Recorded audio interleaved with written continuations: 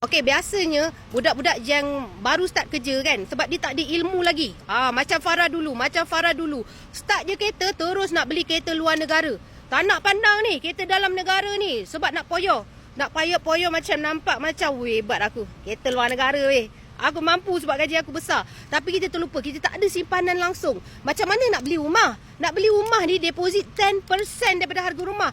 Harga rumah sekarang adalah harga, ada lagi tak? 300,000, 500,000.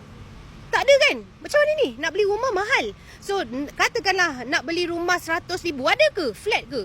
100,000 pun kita nak 10%. Kita kena ada 10,000. Bayangkanlah kita nak beli rumah 500,000. 10%. Kita kena ada 50,000. Kat mana nak simpan? Kat mana nak simpan duit kita tu? So, menabung emas daripada sekarang.